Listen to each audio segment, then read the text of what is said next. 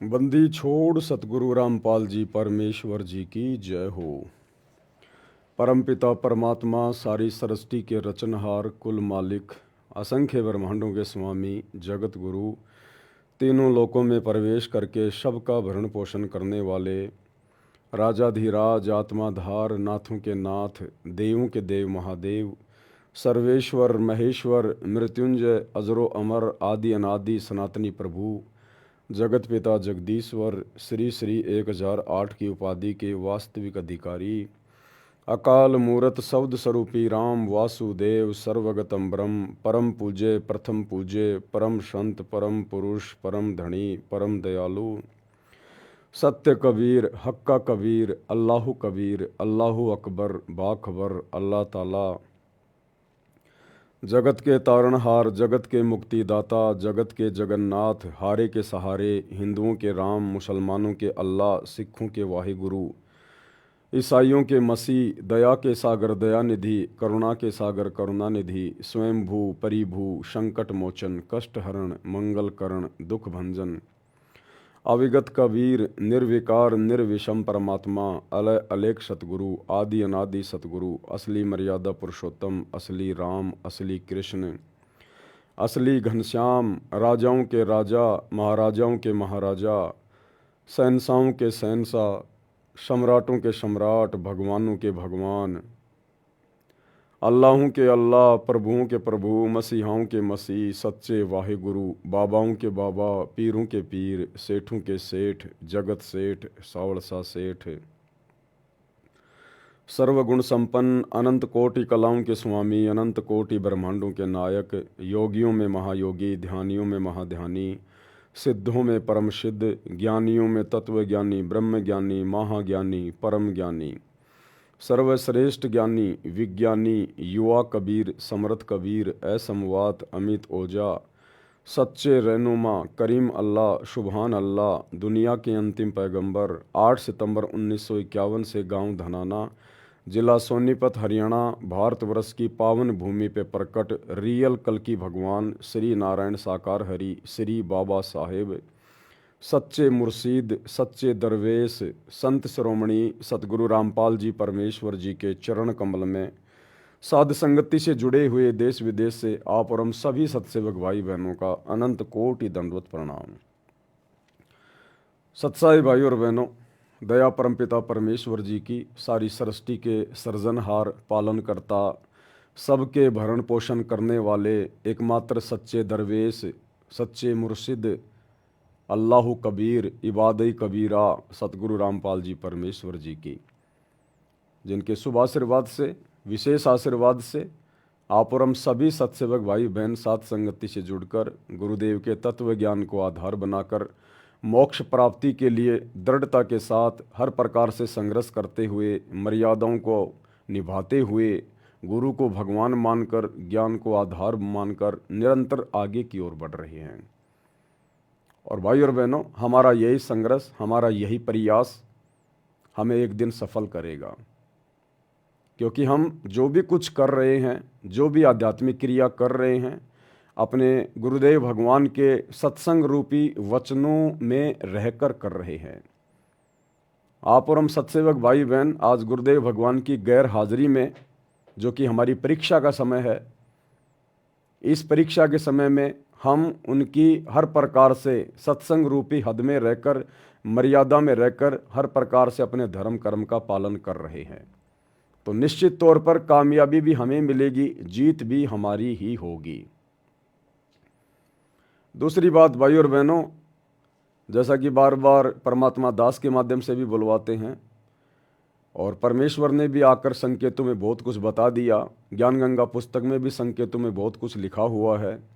आए दिन भविष्य वक्ता भी निरंतर अपनी भविष्यवाणियों के माध्यम से तरह तरह की पुस्तकें दिखा के जो हजारों साल पहले लिखी जा चुकी हैं वर्तमान समय के लिए, वो लोग दिखा रहे हैं कि भाई ये युग परिवर्तन का समय चल रहा है, पूरा विश्व युग परिवर्तन के दौर से गुजर रहा है। और जब जब दो युगों की आपस में टक्कर होती है, युग परिवर्तन होता है, तो भयंकर विनाश होता है। और आपने कल देखा होगा सोशल मीडिया पर, थाईलैंड में 7.7 रिएक्टर स्केल का एक बड़ा भूकंप आया। सैकड़ों की संख्या में बहुमंजिला इमारतें जमीन में समा गई। कई हजारों की संख्या में वहां पर लोग मारे गए। तो भाई और बहनों, आने वाले समय में ये हर जगह होगा, हर जगह देखने को मिलेगा। हिंदुस्तान में भगवान आया हुआ है, परमात्मा अल्लाह कबीर कल्कि भगवान सतगुरु रामपाल जी हिंदुस्तान में आए हुए हैं। इसलिए हिंदुस्तान के लोगों को चेतावनी है, उनको मौका है कि अभी भी जाग जाएं, सुधर जाएं, अपने गुनाहों से तौबा कर लें, बुराइयों को किनारे कर दें, नेक नीति ईमानदारी से जीवन जीना शुरू कर दें। मुट्ठी भर भी समय नहीं बचा है तबाही के लिए, विनाश के लिए। और केवल बुराइयां छोड़ने से, गुनाहों से तौबा करने से बात नहीं बनेगी। साथ में आपने सतगुरु रामपाल जी परमेश्वर जी की शरण में आना पड़ेगा, यदि अपना और अपने परिवार का आने वाले महाविनाश में बचाव चाहते हैं तो। आज बड़े बड़े धर्मगुरु, बड़े बड़े भविष्य वक्ता बैठकर प्रवचन कर रहे हैं कि कल की भगवान आ चुका है, कल की भगवान आ चुका है, वो अपनी लीला कर रहा है, गुप्त रूप में अपना कार्य कर रहा है। अरे तो फिर इतना भी बता दो, अगर तुम इतने विद्वान हो, अगर तुम्हें इतना ही पता चल गया, अगर तुम्हारी दिव्य दृष्टि काम कर रही है, जरा भी तुम्हारे अंदर भक्ति शेष है, तो फिर ये भी बता दो ना, वो कल की भगवान कहाँ बैठा हुआ है, वो कल की भगवान कौन है। जब तुम्हें ये पता चल गया कि वो आ चुका है और अपना कार्य कर रहा है, तो फिर ये बताने में क्यों शर्मा रहे हो कि वो कल की कौन है। बता दो सीधा सीधा, अगर तुम्हारी दिव्य दृष्टि काम कर रही है तो, कि वही हिसार जेल में बैठा है अपने मिशन के तहत और नाम है सतगुरु रामपाल जी, यही है वो कल की भगवान। कोई घोड़े पे बैठ के आने वाला नहीं है कोई कल की, हाथ में तलवार लेके आने वाला नहीं है कोई कल की। वो तो विष्णु का अवतार, वो तो लाखों साल बाद में आएगा, कलयुग के अंत में। वर्तमान में जो कल की है, कलयुग का भगवान, जो कलयुग में सतयुग लेके आएगा, भारत को विश्व गुरु बनाएगा, पाप आत्माओं का खात्मा होगा, सत्यानाश होगा प्राकृतिक आपदाओं में, वो नहीं मारेगा किसी को। जो वर्तमान में कल की आया हुआ है वो संत रूप में है, और संत कभी किसी को दुखी नहीं करते, परेशान नहीं करते, संत कभी चींटी भी नहीं मारता। तो सतगुरु रामपाल जी कोई हाथ में तलवार लेके दुनिया को नहीं काटेंगे, पाप आत्माओं को नहीं मारेंगे, उनके कर्म उन्हें खुद मार डालेंगे। राम किसी को मारे नहीं, मारे तो हत्यारा राम, अपने आप ही मर जाएंगे कर कर खोटे काम। संत अपना ज्ञान देकर दुनिया को संवारते हैं, सुधारते हैं। जो उनकी शिक्षाओं में चलता है, उनके सत्संग सुनता है, उनकी मर्यादाओं में रहता है, उनकी भक्ति करता है, वो स्वतः ही देवता बन जाता है। तो संत भैया अज्ञान के ऊपर अपने ज्ञान रूपी हथियार से प्रहार करता है। संत अज्ञान के ऊपर अपने ज्ञान से, तत्व ज्ञान से विजय प्राप्त करता है।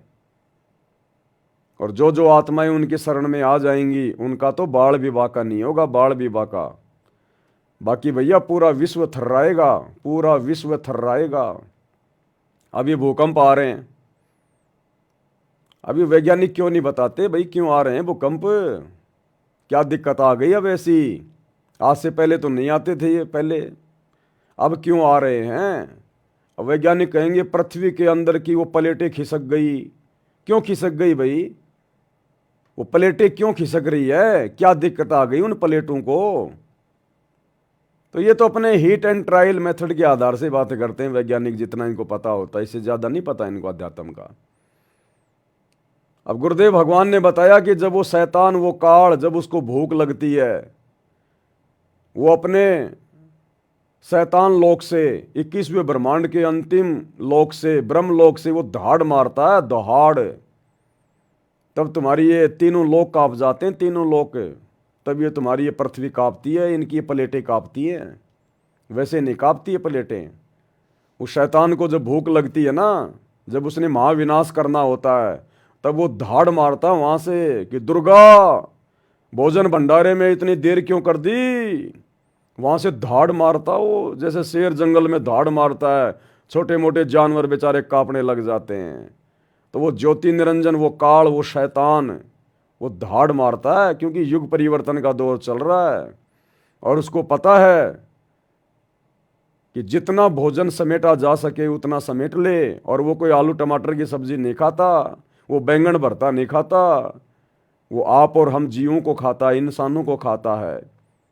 हमारे सूक्ष्म शरीर की वासना को तपत शिला पे निचोड़ निचोड़ के भून भून के खाता है। तो भैया अब उसको आभास हो गया, उसको पता हो गया।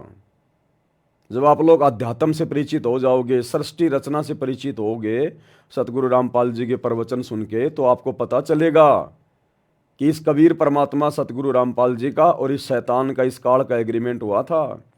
और इस काल ने स्वयं कहा था अपनी सूझबूझ से कि आप कलयुग में जितने मर्जी जीव अपने सतलोक ले जाना, मैं आपको नहीं रोकूंगा। तो अब इस काल को पता है वो कलयुग की बिचली पीढ़ी आ चुकी है और अब जीव आत्माएं मेरे लोक से जाएंगी, मेरा भोजन मेरे घर से बाहर जाएगा। तो भैया वो कोशिश करेगा ज़्यादा से ज़्यादा इंसानों को मारने का, ज़्यादा से ज़्यादा तबाही मचाने का।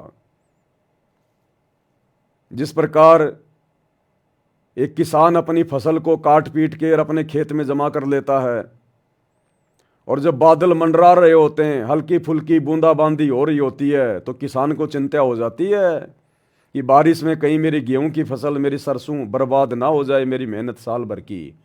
वो जितना जल्दी हो सके उसको समेटने का प्रयास करेगा, उसके ऊपर कोई कपड़ा डालेगा, कोई पॉलीथीन डालेगा, कोई तिरपाल डालेगा, या गेहूं निकला हुआ खेत में पड़ा हुआ है खाते में, तो वो कोशिश करेगा उसको ढकने की या फिर उसको बोरियों में भर भर के अपने घर पे ले जाने की।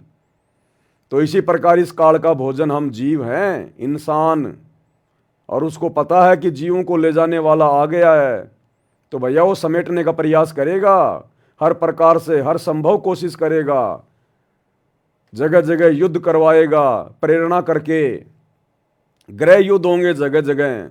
और दास ने बहुत पहले कह दिया था मालिक के आशीर्वाद से कि भारत देश में गृह युद्ध का सबसे कारण बनेंगे ये छोटे छोटे दल, ये करणी सेना, हिंदू सेना, बजरंग दल, मुस्लिमों की अपनी सेनाएं, फलाना फलाना सेनाएं, ये छोटे मोटे जो ये बम्ब जो बने हुए ना, ये जाति और धर्म के नाम पे, ये आपस में गृह युद्ध का कारण बनेंगे। और शुरुआत हो चुकी है, आप जी देख ही रहे होंगे। औरंगजेब को लेकर, महाराणा सांगा को लेकर किस प्रकार से ये बवाल हो रहे हैं। महाराष्ट्र में क्या हो रहा है, नागपुर में क्या हो रहा है। हिंदू मुस्लिम बिल्कुल आमने सामने होने की स्थिति में है, क्योंकि हम युग परिवर्तन के दौर से गुजर रहे हैं। 2028, उससे पहले पहले क्या क्या तांडव मचेगा। भारत देश के 16 से ज़्यादा राज्यों में इमरजेंसी ज्ञानगंगा पुस्तक में लिखा हुआ है। सतगुरु रामपाल जी ने यदि किसी भविष्य वक्ता की भविष्यवाणी का समर्थन कर दिया तो समझ लेना वो सतगुरु रामपाल जी के वचन है। और ये अंतर्यामी परमात्मा है, इनसे कुछ भी छुपा हुआ नहीं है आगे का। साध वचन पलटे नहीं, पलट जाए ब्रह्मांड। तो सतगुरु रामपाल जी ने अपनी पुस्तक ज्ञान गंगा में साफ साफ लिखा हुआ है कि 16 से अधिक राज्यों में राष्ट्रपति शासन लागू हो जाएगा। भारत देश में ऐसी भयानक परिस्थितियां पैदा होंगी और विश्व युद्ध, उसके बाद ये अकाल पड़ना, भूकंप आने जगह जगह, अतिवृष्टि, अनावृष्टि, महामारियां आएंगी। कोरोना तो केवल एक ट्रेलर था छोटा सा, अभी कोरोना के बाप दादा निकल के आएंगे। बाप दादा कहाँ जाओगे, क्या खाओगे? सरकार नहीं देगी, ये सरकार नहीं देने वाली भैया। कोरोना में किसको दिया, कितना दिया? तुम्हें घर से बाहर भी नहीं निकलने दिया। ये हाल होगा आने वाले समय में। अब पता चलेगा कि भक्ति क्या है और भगवान क्या है। उन बकवाद करने वालों को अब पता चलेगा कि भक्ति क्या होती है, कल की भगवान कौन है, कहाँ है, तब पता चलेगा। जब उन भयानक परिस्थितियों में तुम्हारे ये देवी देवता, हिंदुओं के सारे देवी देवता, आचार्य शंकराचार्य चूहों की तरह ये बिलों में घुस जाएंगे। ये मुसलमानों के ये नकली खुदा, पीर, पैगंबर, ये सब बिलों में घुस जाएंगे। तुम्हारे रिश्तेदार, तुम्हारी अपनी संपत्ति, तुम्हारा वो पद, तुम्हारे वो मंत्री संतरी, ये दुबकते हुए नजर आएंगे। तब तुम्हें पता चलेगा कि परमात्मा कौन है, कौन बचा सकता है। तब तुम्हें वो हिसार जेल में बैठा हुआ सतगुरु रामपाल जी भगवान, तुम्हें परमात्मा दिखाई देगा। ज्ञान से दुनिया मानती नहीं है ना, लातों के भूत कभी बातों से थोड़ी मानते हैं। इसलिए ये देश विदेश में जो घटनाएं हो रही है ना, ये प्राकृतिक घटनाएं, जैसे थाईलैंड में भूकंप आ गया अभी, ये पूर्व चेतावनी है हम भारतवासियों के लिए कि कम से कम तुम तो जाग जाओ, तुम तो पहचान लो अपने बाप को, अपने परवरदिगार को। सत्संग सुनने में क्या जाता है, झटके थोड़ी लग रहे हैं। सारा दिन मोबाइल में बकवाद भी तो देखते हो दिन रात। सत्संग सुनने में तुम्हें जोर आता है, तुम्हें दिक्कत आ रही है। आने वाले समय में पता चलेगा तुम्हें। वो फिल्में, अश्लील गाने, शराब पार्टी, खाना पीना, पिकनिक, वो तुम्हारे कुछ काम नहीं आएगा। तो ये पूर्व चेतावनी है भाई। आने वाले 3 से 4 वर्षों में क्या होने वाला है किसी को आइडिया भी नहीं है, आइडिया भी। भविष्य के बारे में कोई राजनेता नहीं जानता का, ये नकली साधु संत नहीं जानते। भविष्य के बारे में भगवान बताता है, और भगवान ने, सतगुरु रामपाल जी ने सब कुछ बताया हुआ है। तो आने वाले समय में बचाव केवल उन्हीं आत्माओं का होगा जो या तो वर्तमान में सतगुरु रामपाल जी की शरण में रह के भक्ति कर रहे हैं, या फिर जिनमें धार्मिकता शेष है, जो धार्मिक आत्माएं हैं, जो गलत काम करने से बेचारे डरते हैं, जो शाकाहारी हैं, कोई नशा नहीं करते, कोई बुराई नहीं करते, बेवजह किसी को दुखी नहीं करते, परेशान नहीं करते, या फिर उस प्रकार की आत्माएं बचेंगी। बाकी भाड़े के भाव जाएंगी, बांग के भाड़े। जय गुरुदेव पंथ के प्रवर्तक श्री तुलसीदास जी यहां तक अपनी भविष्यवाणी में बोल के चले गए कि 12-12 कोस तक दीपक जलते दिखाई देंगे। यानी जनसंख्या इतनी कम हो जाएगी, 12-12 कोस, यानी 30-30, 40-40 किलोमीटर पर आपको कहीं कहीं इंसान दिखाई देंगे, आदमी। लाशें उठाने वाला नहीं मिलेगा कोई, लाशें उठाने वाला। जैसे महाभारत के युद्ध में क्या हुआ था, गिद्धों ने लाशें खाई थी, जानवरों ने लाशें खाई थी, कोई दफनाने वाला नहीं था।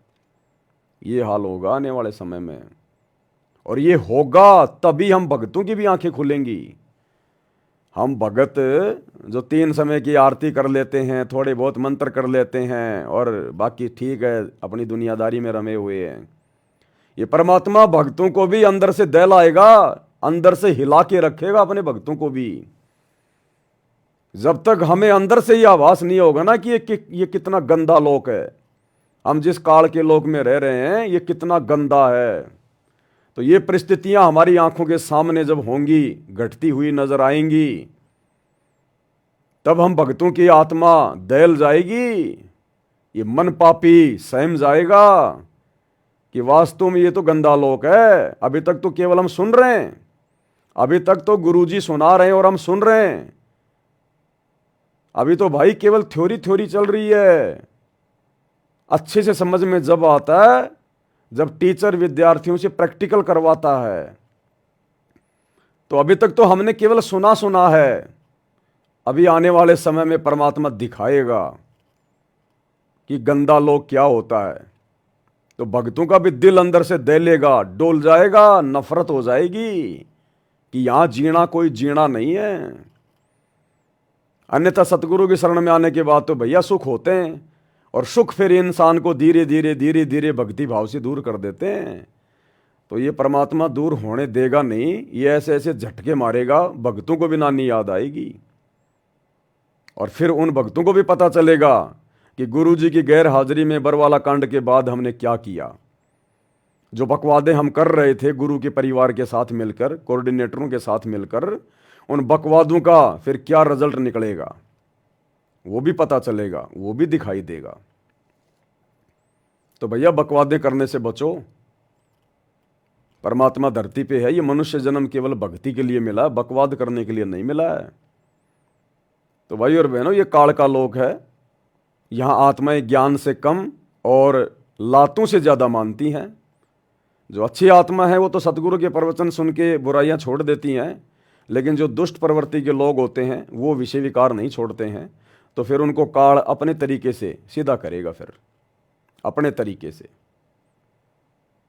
तो अगर इन भविष्य वक्ताओं की, साधु संत महात्माओं की अगर दिव्य दृष्टि जरा भी अगर खुली हुई है, अगर भक्ति का लेस मात्र भी अंश अगर इनमें धर्म गुरुओं में अगर शेष है, तो बता दो ना फिर वो कल की भगवान कौन है, कहाँ बैठा है। जब तुम्हें इतना पता चल गया, वो धरती पे आ गया, अपना काम भी कर रहा है, तो ये भी बता दो कौन है, कहाँ है, शर्म क्यों आ रही है तुम्हें? भैया तुम नहीं बताओगे तो क्या वो आएगा नहीं? वो तो ज्ञानगंगा पुस्तक में साफ साफ लिखा हुआ मराठी भाषा में। जब वो 75 साल का हो जाएगा, अचानक से नरसिंह भगवान के जैसे प्रकट होगा पूरी दुनिया के सामने। सारी बातें लिख रखी हैं गुरुदेव ने गुप्त रूप में, ज्ञानगंगा में, मराठी भाषा में। नास्त्रदमस की भविष्यवाणी जो गुरुदेव ने लिख रखी है, उसका हिंदी अनुवाद क्यों नहीं किया गुरुदेव ने? क्योंकि उसमें बहुत सारे गूढ़ रहस्य हैं।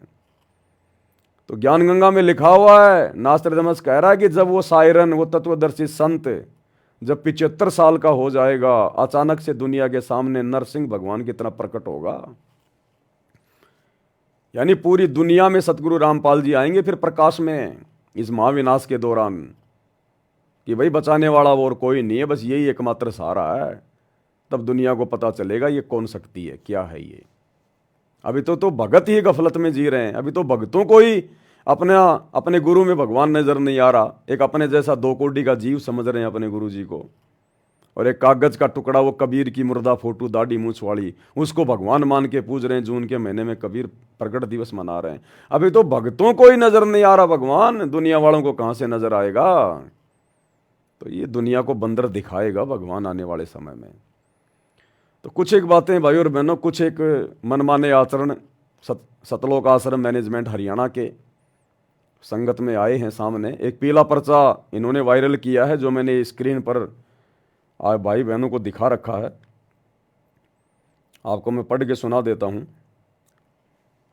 ये पीला पर्चा, जो कि आप सब जानते हैं, काल प्रेरणा से और सतलोक आश्रम मैनेजमेंट हरियाणा के माध्यम से, गुरुदेव के परिवार के माध्यम से, इन कोऑर्डिनेटरों के माध्यम से संगत में भेजा जाता है अपने स्वार्थ के लिए, भक्तों के कर्म फुड़वाने के लिए। इसमें क्या लिखा है? दिनांक 27 मार्च 2025, मध्य प्रदेश के समस्त संभागीय, जिला, तहसील, ग्राम, वार्ड, सेक्टर सेवादारों व सर्व संगत से प्रार्थना है कि परमात्मा जी के आदेश अनुसार, अब कौन है परमात्मा, इनको पूछो कि परमात्मा जी कौन है। अब बताओ संगत को परमात्मा जी कौन है जिसका तुम आदेश सुना रहे हो?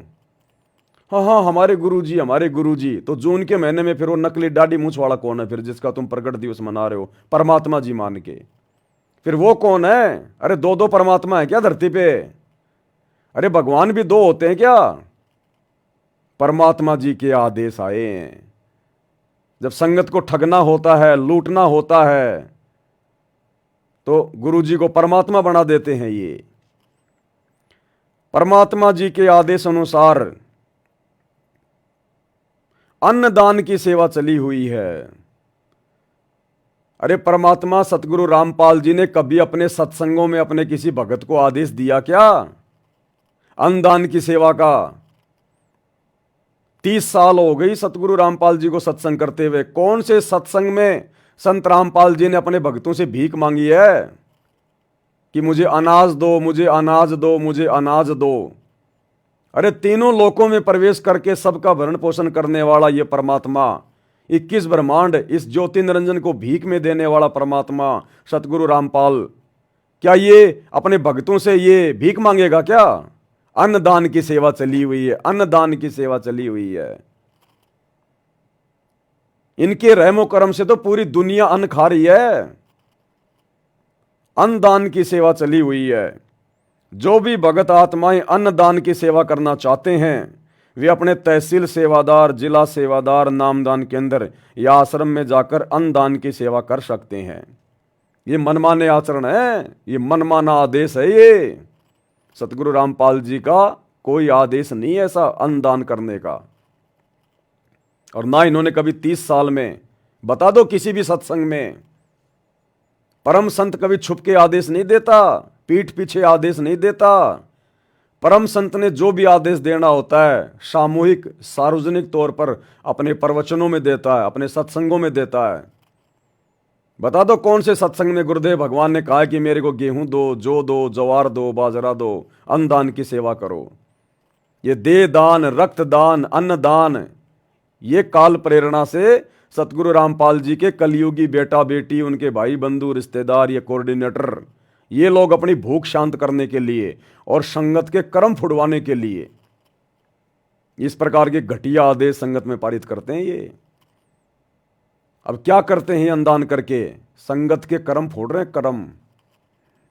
ये शैतान संगत के कर्म फुड़वा रहा है। कर्म कैसे फुड़वा रहा है भाई और बहनों? साथ में आपको एक छोटा सा वीडियो भी दिखाता हूं मैं।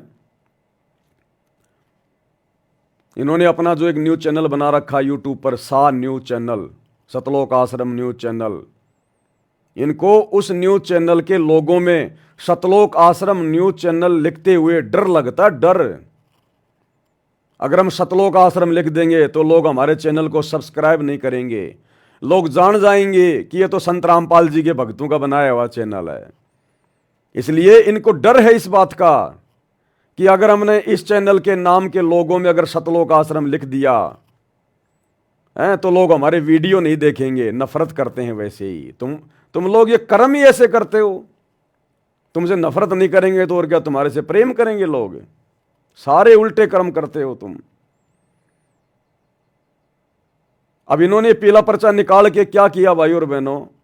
संगत के कर्म फोड़ने का एक नया सिस्टम इन्होंने 2-3 साल से शुरू कर रखा है, अनुदान। अब ये क्या कर रहे हैं आश्रम वाले? मान बढ़ाई के लिए, दिखावे के लिए, अपने चैनल को सब्सक्राइब करवाने के लिए एक और मनमाना आचरण, क्योंकि काल तो गलतियों पे गलतियां करवाएगा। तो ये सतलोक आश्रम वाले क्या कर रहे हैं? ये गांव गांव जाके, एक गांव में जैसे कोई 4 घर छांट लिए, 5 घर छांट लिए, 1-2 साबुन का पैकेट लेके जाएंगे, 2-3 किलो गुड़ और शक्कर लेके जाएंगे, 5-10 किलो आटा लेके जाएंगे, दाल चावल चीनी लेके जाएंगे। यानी 1000-2000 रुपए का सामान एक पोटली में बांध के लेके जाएंगे ये, और वहां जाकर फिर वीडियो बनाएंगे। पहले ये क्या करेंगे? पहले उन घर वालों को जाकर वो सामान दे के आएंगे जबरदस्ती। ये आदेश नहीं है गुरुदेव के, इस भक्ति मार्ग में जायज नहीं है ये। दुनिया वालों की दृष्टि में, जगत की दृष्टि में तो ये बहुत अच्छा काम है कि भाई किसी गरीब की मदद कर दी, कहीं जाके किसी को कोई आटा दाल चावल चीनी वगैरह दे के आ गए, साबुन तेल सर्फ दे के आ गए, तो जगत वालों की दृष्टि में तो बहुत अच्छा काम है ये। लेकिन हम भगत हैं, हमने आध्यात्मिक दृष्टि से चलना और सोचना है, जगत की दृष्टि से नहीं। जगत वालों की दृष्टि में तो दारू के ठेके भी बहुत अच्छी बात है, जगत वालों की दृष्टि में तो मांस खाना भी बहुत अच्छी बात है, जगत वालों की दृष्टि में तो डीजे बनाना, फिल्में देखना, यह भी बहुत अच्छी बात है। लेकिन हम भगत हैं, हमने आध्यात्मिक दृष्टि को मद्देनजर रख के भक्ति मार्ग पे आगे बढ़ना है। तो ये क्या करेंगे? पहले तो किसी गांव में जाएंगे, 1-2 घर ऐसे देखेंगे जो बेचारे थोड़े गरीब से हैं। वो घर वाले नहीं कहते इनको, वो गांव के गरीब लोग नहीं कहते कि हमारी मदद करो हमारी मदद करो, नहीं, वो तो बेचारे जी रहे हैं, अपना खाए रहे हैं रोज। ये जबरदस्ती जाते हैं सतलोक आश्रम वाले, जबरदस्ती। पहले उस घर में जाके दाल चावल आटा चीनी वगैरह दे के आएंगे, 1000-2000 रुपए का राशन दे के आएंगे 5-7 दिन का। उसके बाद फिर ये 2 दिन बाद में जाएंगे माइक लेके अपना सा न्यूज चैनल का, अपनी मान बढ़ाई के लिए, उसका वीडियो बनाने के लिए। हाँ जी, हमने सुना है यहां पर संत रामपाल जी की तरफ से आप लोगों को खाने पीने की सामग्री दी गई है। अब वो तो बेचारे ये कहेंगे हाँ जी आए थे जी हमारे पास में, हमारे को दे के गए थे। तो आप क्या कहना चाहेंगे आप इस बारे में, संत रामपाल जी के बारे में? तो वो तो ये कहेंगे जी ये तो अच्छी बात है जी, अगर उन्होंने हमारी मदद करी है तो ये तो अच्छी बात है, इसमें क्या दिक्कत है। ये उसका वीडियो बनाएंगे, फिर सोशल मीडिया पे डालेंगे कि देखो जी सतगुरु रामपाल जी गरीबों के मसीहा हैं और उन्होंने इस गरीब परिवार को ये राहत सामग्री पहुंचाई है, खाने पीने की सामग्री पहुंचाई है। इस घर को संत रामपाल जी ने ये 15 दिन का राशन दे दिया, बस भगवान की इतनी औकात है क्या? अरे क्यों बदनाम कर रहे हो भगवान को, परमात्मा को? क्या भगवान की इतनी हैसियत है क्या तुम्हारी नजरों में कि खाली भगवान 10-15 दिन का राशन देता है, उसके बाद क्या खाएगा वो परिवार? अरे उसके बाद क्या खाएगा? नालायको, इतिहास उठा के देख लो, भगवान जिसको देता है छप्पर फाड़ के देता है। अरे भगवान ने तैमूर लंग को दिया, एक रोटी खा के 7 पीढ़ी का राज दे दिया। 7 पीढ़ी का राज, 500 साल का साम्राज्य। भगवान ने 3 मुट्ठी चावल खा के सुदामा की सुदामापुरी रच दी, धन धान्य से परिपूर्ण कर दिया। आजीवन सुदामा को भीख नहीं मांगनी पड़ी। और आज नालायको, तुम उसी भगवान का नाम बदनाम कर रहे हो। 10 दिन का सामान दे रहे हो, 15-15 दिन का सामान दे रहे हो, इतने बड़े दातार हो। और यदि तुम्हें अपने गुरु में भगवान नजर आता है तो जिंदगी भर का दो ना उनको। क्यों बदनाम कर रहे हो भगवान का नाम? कि बस संत रामपाल जी के तो इतनी औकात है, 10 दिन से ज्यादा का सामान वो नहीं दे सकते, उनके पास में नहीं है। और फिर वीडियो बनाएंगे उसका। ये मनमाना आचरण है, ये मनमाना आचरण है। इस भक्ति मार्ग में नहीं चलता ये। इसलिए ये पीले पर्चे निकाल के भक्तों से ये अनाज लिया जा रहा है, अपनी पब्लिसिटी के लिए, अपने चैनल की पब्लिसिटी के लिए, मान बढ़ाई के लिए। और ये शैतान की सूक्ष्म चाल है काल की, भक्तों के कर्म फोड़ने की। तुम कैसे आंख बंद करके इन लोगों को ये दे सकते हो? एक पीला पर्चा निकाल दिया तो क्या तुम्हारे भगवान का आदेश हो गया? कल को पीला पर्चा निकाल के मैं डाल दूं संगत में कि गुरुजी का आदेश है, सारे भगत अपनी कमर पे 50 किलो का भारी सा पत्थर बांध के कुएं में जाओ और मरो। मरोगे क्या तुम? तुम्हें क्या आदेश दिखाई दे रहा है इस पीले पर्चे में संत रामपाल जी का? कोई भी ऐरा गहरा नथु बहरा जो मर्जी डाल दे और नीचे नाम संत रामपाल जी का लिख दे तो क्या संत रामपाल जी का आदेश हो गया हो? तो ये कर्म फोड़े जा रहे हैं संगत के। इस भक्ति मार्ग में ये जायज नहीं है। गुरुदेव भगवान ने क्या बताया हमें कि भगत ने केवल वही धर्म करना है, केवल वहीं पर दान पुण्य करना है जो आपका गुरु आपको सत्संगों में आदेश दे। तो धर्म करने की विधि, दान पुण्य करने की विधि, यथार्थ विधि, शास्त्र अनुकूल विधि, सूक्ष्म वेद के अनुसार हमें सतगुरु रामपाल जी भगवान ने बताई हुई है। 10वां अंश गुरु को दीजिए और जीवन जन्म सफल कर लीजिए। अगर हमने धर्म करना है, दान करना है, अपने गुरुदेव भगवान के हाथों में हमने 10वें अंश का पैसा देना है। अपनी नेक कमाई का 10% अपने गुरु को, गुरु के बेटे को नहीं। गुरु का बेटा सुपात्र नहीं होता, गुरु की बेटी सुपात्र नहीं होती, कोई भगत सुपात्र नहीं होता। वाणी क्या कह रही है? 10वां अंश गुरु को दीजिए, ना कि गुरु के परिवार को दीजिए, ना कि किसी कोऑर्डिनेटर को दीजिए। आंख बंद करके भक्ति मार्ग पर चलने से सफलता नहीं मिलेगी।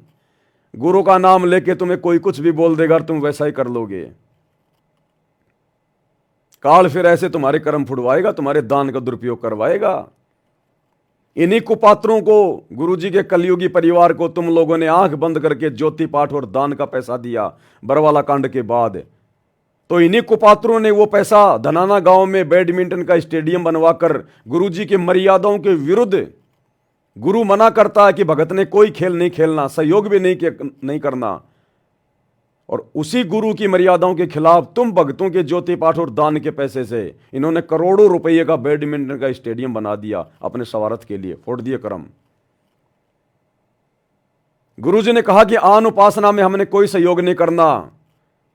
गुरु के इस कुपात्र परिवार ने अयोध्या में जाके श्री राम मंदिर में जो पुजारी आ रहे थे उनके लिए भंडारा लगा दिया, वहां पर आन उपासना में सहयोग कर दिया। फोड़ दिए तुम्हारे कर्म। हरियाणा की जाट धर्मशाला गोहाना में इन्होंने 1 करोड़ रुपए का 5वां वो फ्लोर बनवा दिया। फोड़ दिए तुम्हारे कर्म। जाट आरक्षण में करोड़ों रुपया तुम्हारे ज्योति पाठ और दान का इन्होंने चंदे के रूप में देकर तुम्हारे कर्म फोड़ दिए। आनंदपाल जैसे गैंगस्टर की, गुंडे की सीबीआई जांच का समर्थन करके और 5 लाख रुपया अजमेर के राजस्थान की रैली में नगद देके तुम्हारे कर्म फोड़ दिए। ये कर्म फोड़े जा रहे हैं तुम्हारे कर्म। और अभी 2 दिन पहले हरियाणा के झज्जर में डीगल की गौशाला में 12 लाख रुपए नगद दे दिए इन्होंने। टोटल गुरुजी की मर्यादाओं और विधान के खिलाफ कार्य है।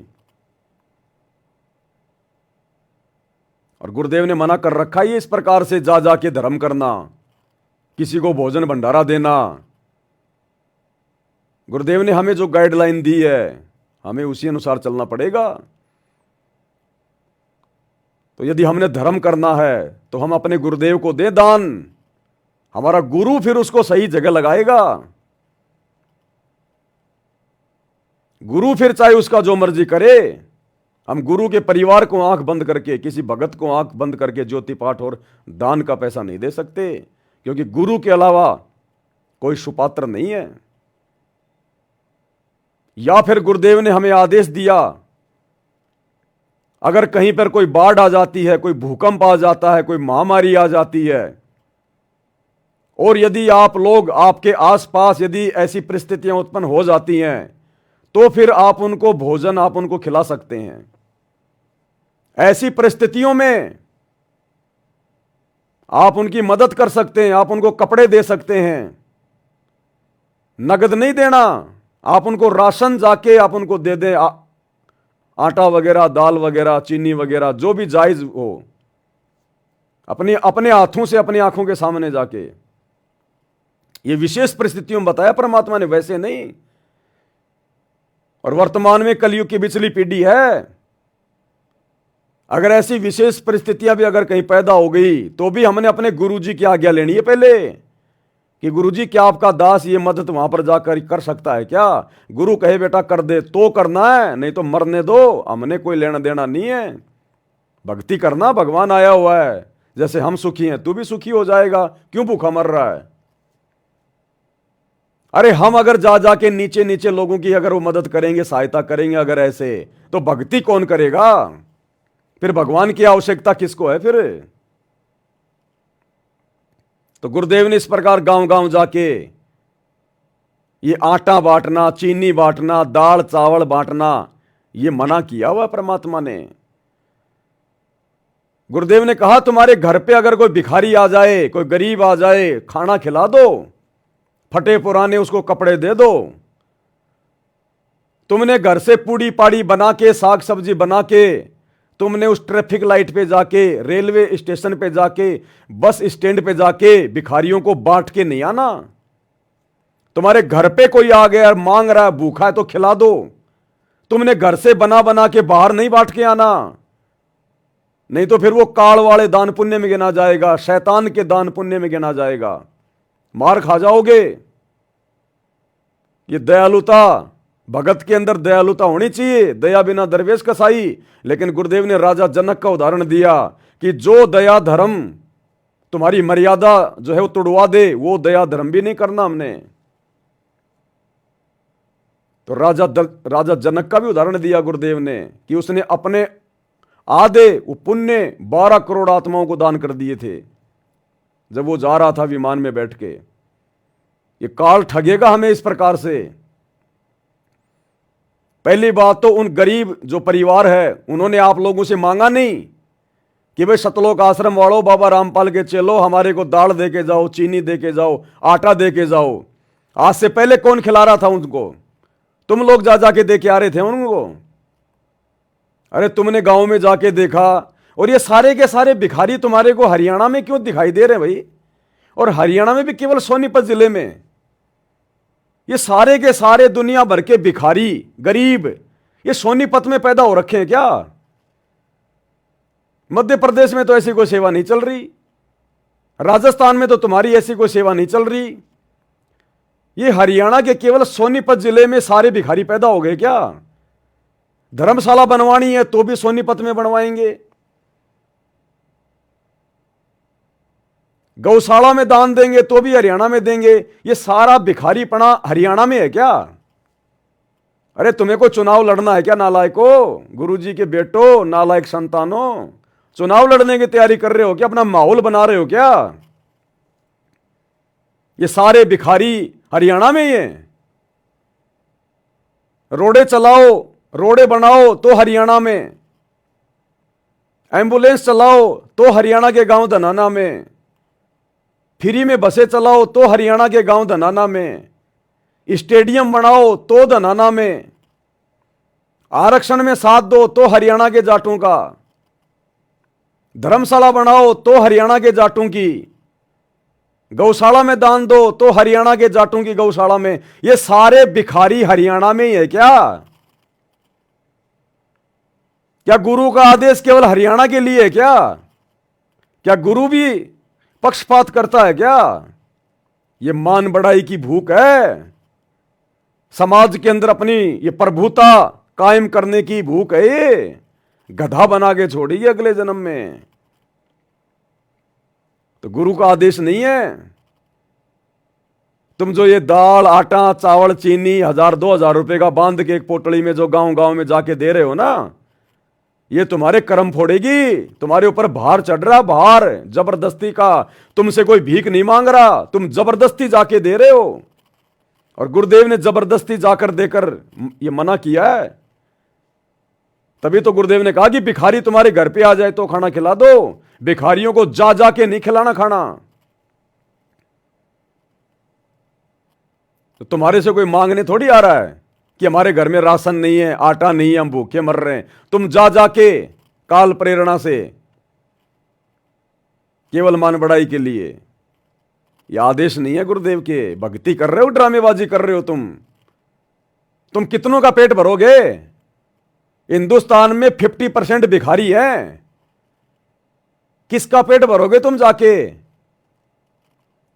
अगर इतने दयालु हो, अगर भगवान की तरफ से ये सेवा चल रही है, तो भगवान को काली ये मतलब हरियाणा में भिखारी नजर आ रहे हैं क्या? दूसरे राज्यों में, दूसरे देशों में भिखारी नहीं है? अगर भगवान ने सेवा चला रखी है तो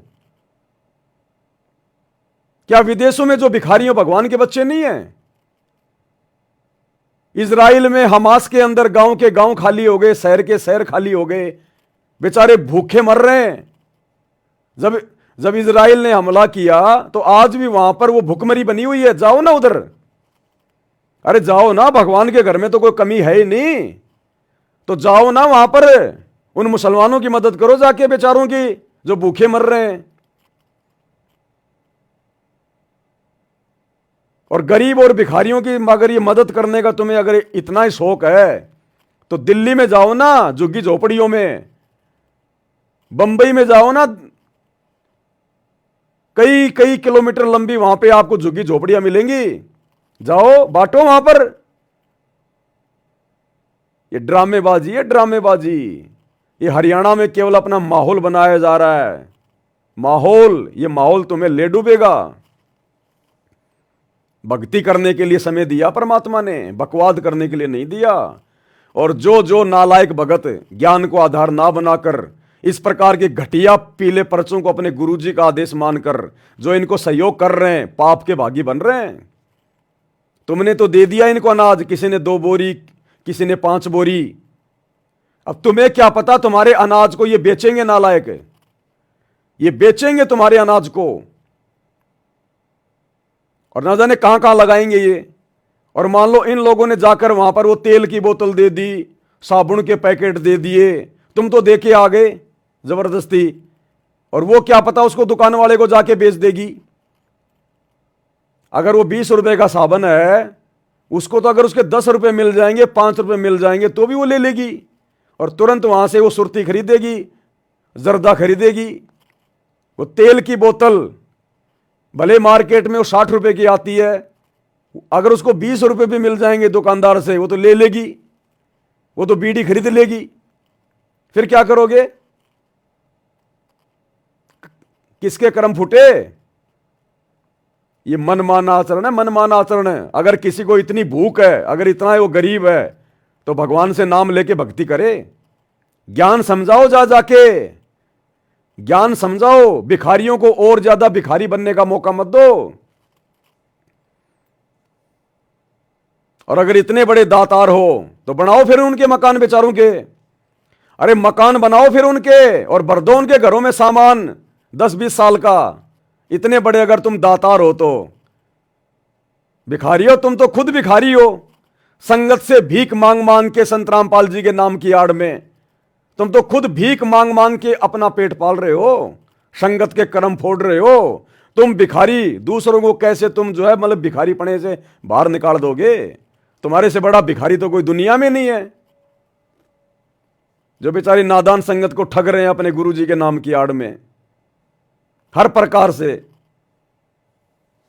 तो इनकी ये ड्रामेबाजी, एक छोटा सा वीडियो, पहले ये सामान दे के आएंगे, फिर इनकी दूसरी टीम जाएगी। अब ये पैदल थोड़ी जाएंगे, वो गाड़ियां भी तुम्हारे पैसों से खरीदी गई हैं।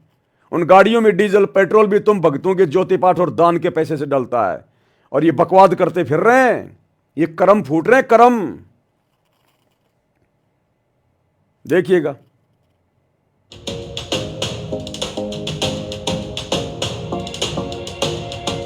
संत ना होते धरती पर तो जड़ मरता संसार। गजब संत हैं संत रामपाल जी महाराज। उनकी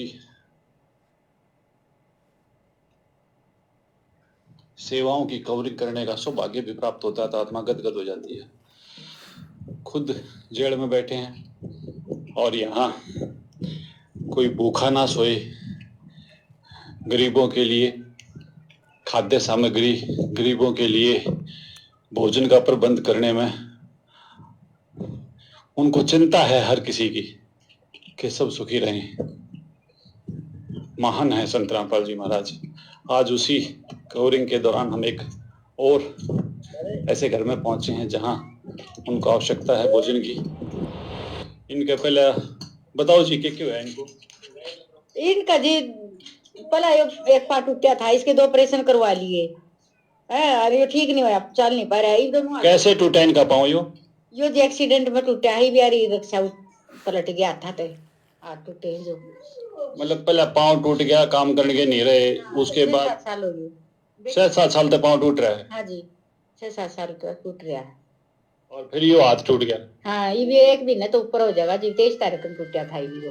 तो इनके कितने बालक हैं? कौन कौन है घर में? घर में जी मामा जी जो एक लड़का है, एक मैं हूँ, एक यो है, बहू जा रही है जी है। 2 लड़की है मेरे पे। लड़की शादीशुदा है, लड़का भी शादीशुदा हो। शादीशुदा है पर वो घर में सही ना तो के शादीशुदा का सुख होया। केस कर रही है वहाँ। हाँ तो फिर इसे के शादीशुदा को आएंगे? ये दोनों का घर पे गिर रहा है। हाँ जी घर पे गिरे रहा है जी सर। केस चल रहा है हमारा। अच्छा तो इब डॉक्टर का फोन आया, 2,06,000 रुपये मांगे ऑपरेशन के। कितने लिया जी इतने? तो घर में खान पीने की दिक्कत थी तो संत रामपाल जी महाराज वाले शिष्य आए थे, उन्होंने कुछ खान पीने का सामान भेजा, बताओ? हाँ जी भेजा है जी। एक बार दिखाओ हमने भी। और देखो बहुत बड़ी बात है क्योंकि उन्हें चिंता है इस बात की कि वह भूखा के भोजन का जो है प्रबंध करने लग रहे हैं। तो आटा है, चावल है, साबुन, तेल और दाल और हल्दी, नून, मिर्च, कुल मिला के भोजन है, खाने का सामग्री है। तो आप क्या कहना चाहोगे महाराज जी बारे में? किसा के काम कराई हो? काम बढ़िया कर दिया जी, उन्होंने भेज दिया भी गरीब। नो कौन किसकी चिंता करा है? आपने क्या लगा है कोई आड़े घर आगे बुझ गजा है और उसको कोई ना चिंता करता है जी। एक आधा करा है जो भाई ये रामपाल महाराज के चेले आई हैं जो कर गए हैं भाई गरीब की खातिर सहायता। कहने का मतलब भाई और बहनों, ये परिवार कह रहा कि हमने मांगा नहीं, हमने हाथ नहीं फैलाए। रामपाल जी महाराज के चेले आए थे और वो जबरदस्ती देके गए। इसका पति जिसकी टांग टूट गई एक्सीडेंट में, और ये क्या करी है ये बहन कि 7 साल हो गई एक्सीडेंट को, 7 साल से खाट में पड़ा है। अब इन गधों को कोई समझ आए, सतलोक आश्रम वालों को, जो तुम इनको 10-12 दिन का ये राशन दे के आ गए। अरे 7 साल से कौन खिला रहा था उस परिवार को? तुम खिला रहे थे क्या? और 10-12 दिन के बाद जब तुम्हारे द्वारा दिया गया राशन समाप्त होगा फिर कौन खिलाएगा? गधों क्यों अपने कर्म फोड़ रहे हो? ये जबरदस्ती की मदद है, ये जबरदस्ती की मदद है। उन्होंने मांगी नहीं मदद। अरे उसकी टांग तो 7 साल से टूटी हुई है, तो 7 साल से उस परिवार को कौन खिला रहा था और आगे कौन खिलाएगा? तुम तो खाली 10 दिन का 2-4 किलो आटा दे के आ गए, फिर कौन खिलाएगा उस परिवार को? और ये गरीब परिवार है, इसके मकान में देख टीवी है, कूलर है, सारा सब कुछ है इसके मकान में, दुनिया भर का सामान भरा पड़ा है इसके मकान में, ये तेरे को गरीब नजर आ रहे हैं? तो ये जबरदस्ती के कर्म फोड़े जा रहे हैं भाई और बहनों, संगत के अनदान के नाम पर, क्योंकि तुम लोगों ने इन कुपात्रों को दिल खोल के दान दिया है शैतान की प्रेरणा से, ज्योति पाठ का। तो कुपात्र तो भैया उसका दुरुपयोग करेगा। बंदर के हाथ में अगर तुम उस्तरा दोगे तो बंदर क्या करेगा? तुम्हारी वो दाढ़ी कटिंग नहीं करेगा, जगह जगह तुम्हारे खून निकालेगा। तो भैया काल शैतान जाग गया है, उसने अपने हजारों मुंह हजारों हाथ खोल लिए। ये लास्ट का समय चल रहा है, हर प्रकार से वो कर्म फुड़वाएगा। तभी तो गुरु आने वाले समय में हाथ खड़े कर लेगा, भैया मैं क्या करूं, तुम्हारी तो मर्यादा टूटी हुई है, मैं कैसे बचाऊं भक्तों? अनंत कोटि बाजी जहां हमने रचे सकल ब्रह्मांड, और गरीब दास मैं क्या करूं, यो काल करे जीव खंड। समर्थ परमात्मा कबीर साहिब ने, सतगुरु रामपाल जी ने गरीबदास जी से कहा कि मैं क्या करूं, मैं तो बहुत समर्थ हूं, मैंने पूरी दुनिया रची है, लेकिन भैया काल के साथ मेरा एग्रीमेंट है, ये मेरे भक्तों का नाम खंड करवा देता है मेरे नाम की आड़ में, उनको बहला के फुसला के बरगला के। और जब भगत की मर्यादा टूट जाती है तो मैं भी उसकी कोई मदद नहीं कर सकता। तो ये मर्यादाएं तुड़वाई जा रही हैं जानबूझ के, काल प्रेरणा से, ये कुकर्म करके, मनमाना आचरण करके, ताकि आने वाले समय में ये परमात्मा भी अपने भक्तों की कोई मदद ना कर सके। ये शैतान की सूक्ष्म चाल है, षड्यंत्र है ये। अरे घर पर अपने गुरुजी को भोजन नहीं करवाया जाता, अपने गुरुजी को तो भोग लगाने में तुम्हें शर्म आ रही है, और दुनिया में जा जाके तुम आटा बांट रहे हो। नालायको, दिमाग का इस्तेमाल करो, दिमाग का। इस परिवार से इस 4 मिनट के ऑडियो में कोई बात नहीं हुई कि आप संत रामपाल जी से नाम ले लो, भक्ति कर लो ना, बाढ़ में जाओ नाम और भक्ति। पहले आटा पटक के आ गए 2-4 किलो, बाद में वो वीडियो बनाने जा रहे हैं। मान बढ़ाई की भूख है क्या? अरे भगवान तो कहते हैं कि दातार वो है, दातार वो है जो एक हाथ से दान करे, दूसरे हाथ को मालूम भी ना पड़े। और परमात्मा कहते हैं अगर आपने दान धर्म करके अगर ये कह दिया कि मैंने दे दिया, तेरा सब कुछ हो गया बराबर। दान देकर कभी भी ना कहे कि मैंने दिया, जिस दिन तूने कह दिया तेरा साफ हो गया, लिया दिया। और तुम तो जा जा के वीडियो बना रहे हो, पूरी दुनिया को दिखा रहे हो कि हमने मदद कर दी, हमने दान कर दिया, हमने मदद कर दी। अगर तुमने मदद ही करनी है तो फिर तुमने चिल्लाने की जरूरत क्या है? अरे फिर तुमने ये चिल्लाने की जरूरत क्या है? तुमने मदद कर दी ना, तो बस काम खत्म। दुनिया को दिखाने की क्या जरूरत है तुमने? इसको कहते हैं मान बढ़ाई, पब्लिसिटी की भूख। यह है काल प्रेरणा। सतगुरु रामपाल जी ने आपके लिए मदद पहुंचाई है। सतगुरु रामपाल जी मान बढ़ाई का भूखा है क्या? पब्लिसिटी का भूखा है क्या? यह सतगुरु रामपाल जी पूरी दुनिया को खिला रहा है, उसके बदले वो मान बढ़ाई नहीं चाहता, अपने नाम की महिमा नहीं चाहता। तुम चाहते हो अपने न्यूज चैनल की महिमा, अपनी महिमा। तो भाई और बहनों, टोटल ये काल का षड्यंत्र है, भयंकर तरीके से हम भक्तों को फंसाया जा रहा है। अगर आंख खुल जाए समय रहते तो ठीक है भाई, नहीं तो दुर्गति होगी, दुर्गति। ये काल ऐसे ऐसे वो कर्म करवाएगा। लोगों के नजरों में तो बड़ा अच्छा काम है ये लोगों की नजरों में है। लोगों की नजरों में तो दारू के ठेके खोलना भी अच्छा काम है।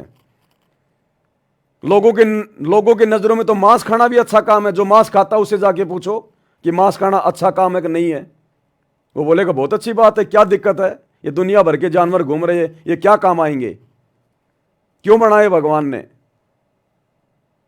बीड़ी सिगरेट पीने वाला, शराब पीने वाला, उससे जाके पूछो शराब पीना अच्छी बात है कि बुरी बात है, क्या दिक्कत आ रही है, भगवान ने पीने के लिए तो बनाई है।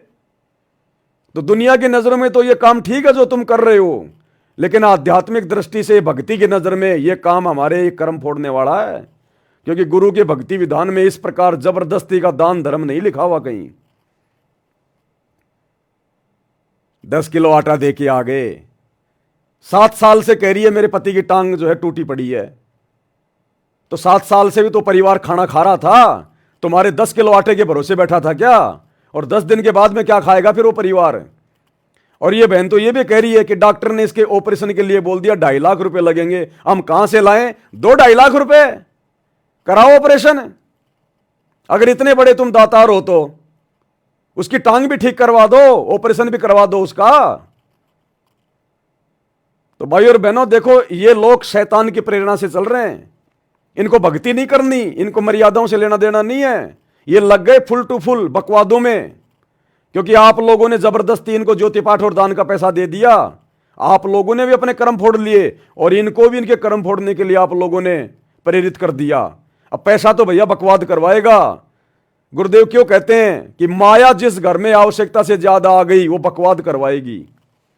तो आप लोगों ने सतलोक आश्रम मैनेजमेंट हरियाणा के हाथों में आवश्यकता से ज्यादा माया दे दी, आवश्यकता से ज्यादा। और भैया ये कुपात्र हैं, ये कर्म फोड़ेंगे और फोड़ रहे हैं। देखते जाओ आगे आगे, अभी आगे आगे और क्या क्या बड़े बड़े कुकर्म करेंगे आपकी आंखों के सामने, देखते जाना आप। बैठे बैठे कर्म फूटेंगे, बैठे बैठे कर्म भक्तों के घरों पर बैठे बैठे। जैसे गुरुजी कहते हैं ना, आप किसी राजनेता को वोट डाल के आ गए, अब वो राजनेता 5 साल में जितने भी कुकर्म करेगा, उल्टे काम करेगा, उन वोट डालने वालों के घर पे बैठे बैठे उसी अनुपात में कर्म फूटेंगे।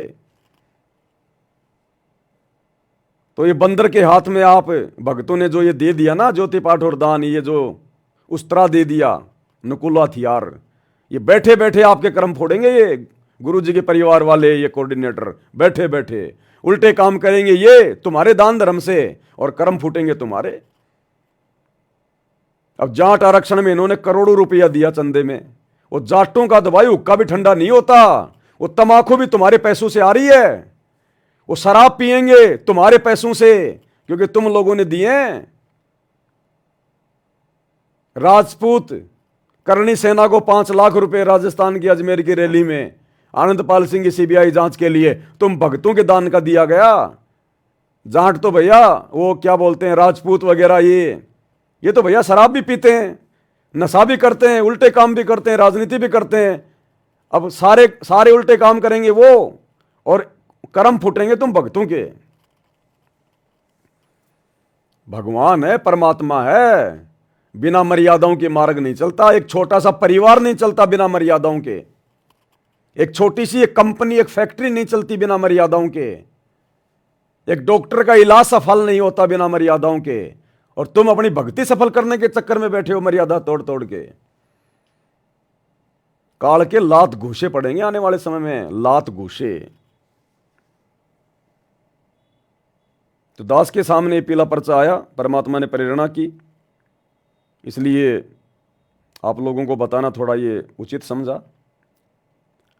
और कल देखो परमात्मा ने जो वीडियो बनवाया था भक्ति मर्यादाओं को लेकर, कि किस प्रकार हमने परमात्मा का चरणामृत लेने से पहले समर्थ साहिब वाली 9 वाणियाँ बोलनी है, और हमने मानसिक क्रिया अपने गुरुदेव के चरणों को धोने की करनी है। तो दास को तो परमात्मा बाद में प्रेरणा करता है, संगत में उससे पहले ही परमात्मा यह काम शुरू करवा देता है। जो भी संदेशा दास देता है भक्ति से संबंधित है, उससे पहले ही परमात्मा अपनी आत्माओं में प्रेरणा करके वैसा ही करवाने लगते हैं। तो कल मेरे पास में कुछ फोन भी आए, एक बहन ने अपनी ऑडियो भी डाली और रो रो के बता रही है कि भगत जी आपने जो आज बताया है ना, ये भगत जी ये क्रिया मेरे से परमात्मा पहले से करवा रहे हैं। मैं इसी प्रकार से समरथ साहिब बोल के और गुरु जी की इसी प्रकार से मैं मानसिक जो है वो चरण सेवा करती हूँ, मतलब चरणामृत बना के फिर मैं पीती हूँ। तो उस बहन ने क्या बताया? साहिब पवन भैया, आप जो मानसिक चरण सेवा के लिए बोले हो ना, दासी 3 महीना पहले से ऐसे ही कर रही थी, सेम टू सेम आप जैसे बता रहे हो वैसे ही कर रही थी दासी। ये करेगी भैया आपने तो बताया कल, और ये दासी अपने गुरुजी की प्रेरणा से 3 महीने पहले से ऐसा ही कर रही है। तो जब इसने कल का वीडियो देखा तो इसका कितना विश्वास बढ़ा इसका अपना गुरुजी पे। तो ये विश्वास बढ़ाने वाले काम करो, भक्तों के कर्म फोड़ने वाले काम मत करो, ये जबरदस्ती का दान धर्म करना। तुम भरोगे दुनिया का पेट। ये आने वाले समय में भुखमरी आएगी, जनता रोएगी, दाने दाने के लिए बिलखेगी। तुम भर देना उस समय पेट इस दुनिया का। तुम पेट भरते रहना, वो बकवाद करते रहेंगे, भक्ति कौन करेगा फिर? तो ये जबरदस्ती के काम है भाई और बहनों, भक्ति मार्ग में ये जायज नहीं है। हमारा गुरु अगर हमें आदेश दे तो फिर हम करें। अब गुरु का तो कोई आदेश है ही नहीं। गुरु के नाम का तो एक पीला पर्चा निकाल दिया जाता है, एक कागज के टुकड़े को इन्होंने अपना गुरु बना रखा है। ये संगत बेचारी भोली भाली है, जो मर्जी उस पीले पर्चे पे लिख दो, नाम लिख दो, नीचे संत रामपाल जी का है, हो गया संत रामपाल जी का आदेश। अरे संत रामपाल जी का आदेश है ये सुबह का नित्य नियम। कभी ध्यान से पढ़ते हो इसको? वो नित्य नियम है, आदेश उनका, उनके सत्संग है, उनके आदेश। क्या उन्होंने अपने सत्संगों में कभी कही ये बात है कि तुम इस प्रकार जबरदस्ती जा जाके लोगों के जो है घरों में सामान रख के आओ? तुम जो तुम सामान रख के आए हो 1000-2000 का, अगर उस औरत ने, उस परिवार ने वो सामान ऐसा का ऐसा किसी गांव की दुकान में दे दिया कि भैया मेरे को तो तू 500 रुपए दे दे, 2000 का सामान है, क्योंकि भाई उसने तो कहा नहीं कि हमारे घर में खाना नहीं है, वो तो अपना खाए रहे पी रहे हैं, परमात्मा सबको देता है। अरे वो तो इंसान है, ये भगवान तो जानवरों को भी देता है। पोपाटी पगड़ा भया जागी जिया जून, सब काऊ को देते चो समाना चून। जब ये वो भगवान की वाणी है कि वो भगवान सबको देता है, तो तुम जबरदस्ती के ठेकेदार क्यों बन रहे हो? उनको जा जाके भरो फिर इन जानवरों का पेट। चलो वो तो इंसान है, उसके आदमी का पैर टूट गया, वो औरत तो धंधा कर सकती है। अरे दुनिया भर के जानवर बेचारे ये क्या खाएंगे? देखते हैं तुम कितने बड़े दातार हो, खिलाओ दुनिया भर के जानवरों को जा जाके, भरो। अरे जंगल में जाओ, हाथी का पेट भरो, खिलाओ जानवरों को, इन खागड़ों को, तुम्हारी धोती गीली हो जाएगी। दातार बन रहे हैं, अपनी भक्ति तो की नहीं जाती।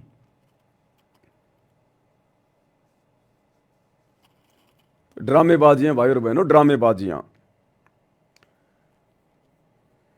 कुछ एक भाई बहनों की शंकाएं थी, एक दो।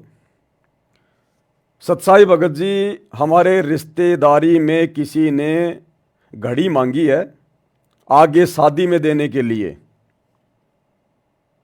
क्या हम कैंटीन से दिलवा सकते हैं उसको? ये कोई भगत है, कोई आर्मी में है, तो आर्मी वालों को कैंटीन से जो है वो सस्ती चीज़ें मिल जाती हैं।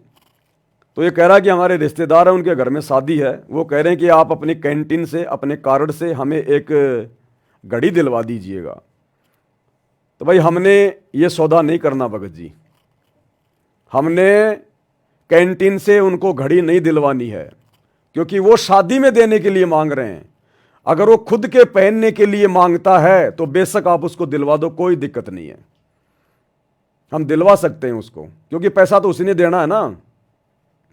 लेकिन वो शादी के पर्पज से मांग रहा है, वो किसी को देने के लिए मांग रहा है, तो शादी क्या है? ये पाखंड है, ड्रामा है, एक परंपरा है, व्यर्थ का रीति रिवाज है।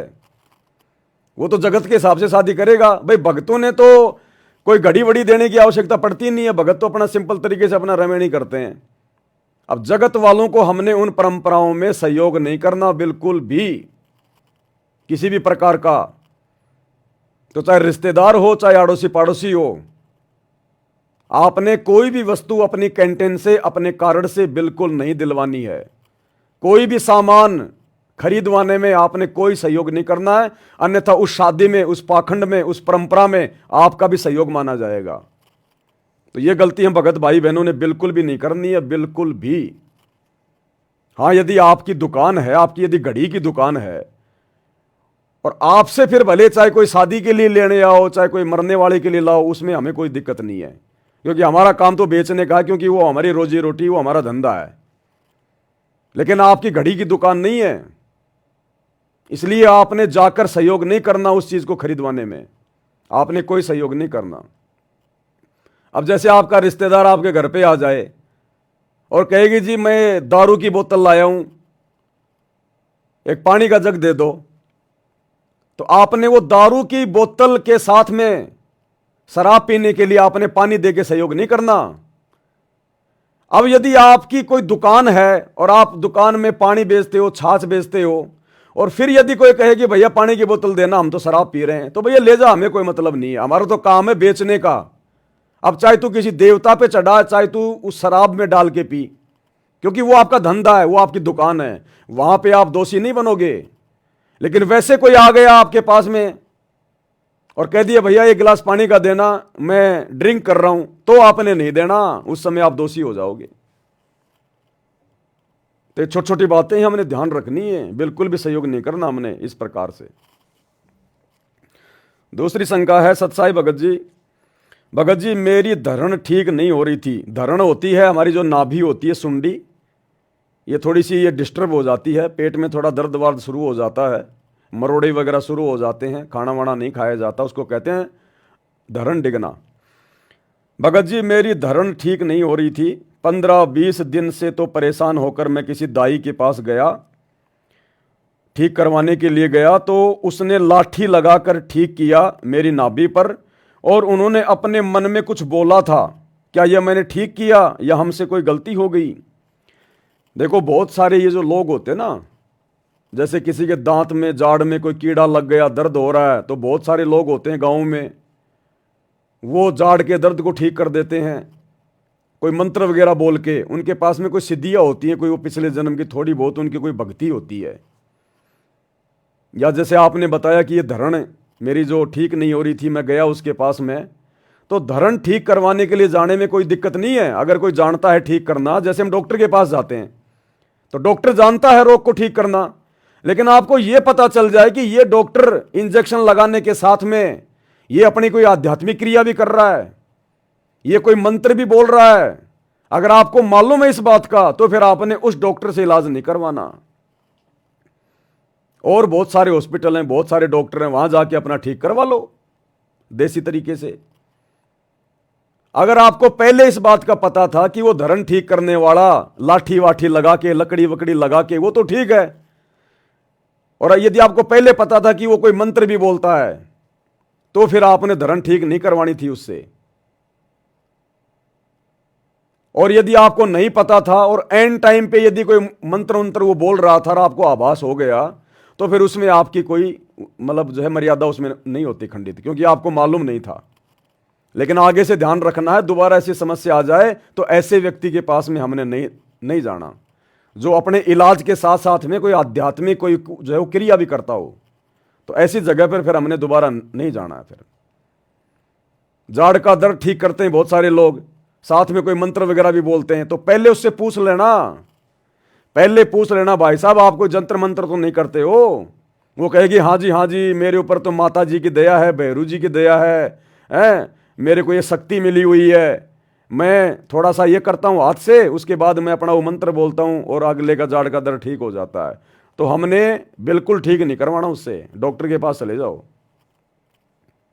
नहीं तो हम दोषी हो जाएंगे। फिर अनजाने में यदि हो गया, आपको नहीं पता और उसने मन ही मन में कोई मंत्र बोल दिया और बाद में आपको पता चल गया, तो उसमें आपकी गलती नहीं, फिर भी आपने गुरुदेव से क्षमा याचना मांगनी है और आगे से आपने ध्यान रखना है, ऐसी जगहों पर नहीं जाना है।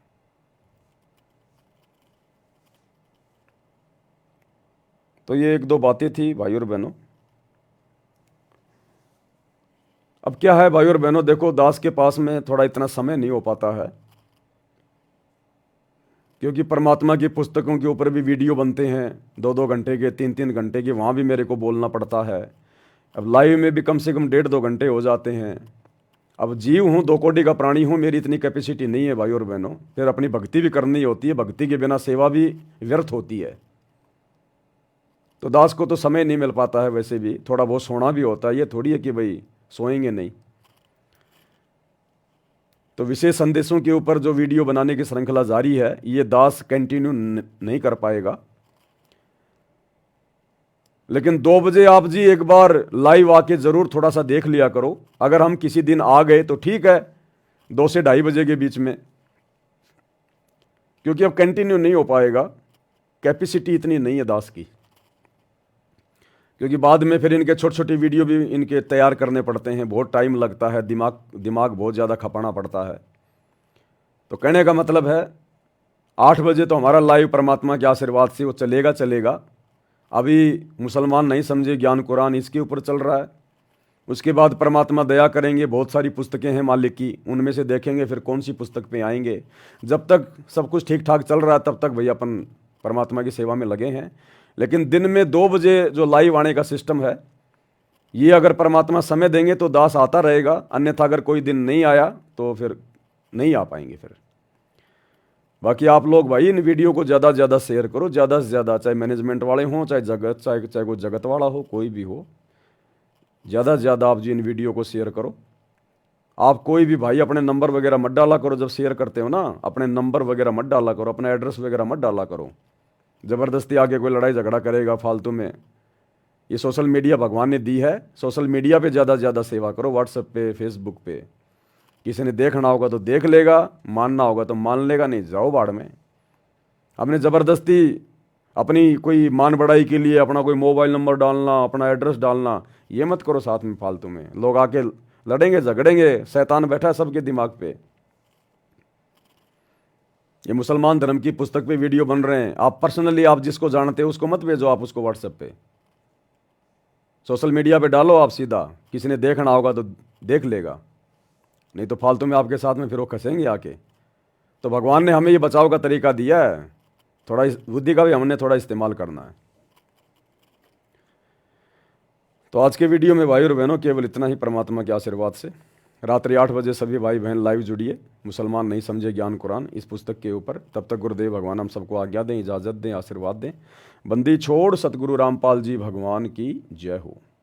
भाई जो गुरु वचन पे डट गए, कट गए फंद 84 के।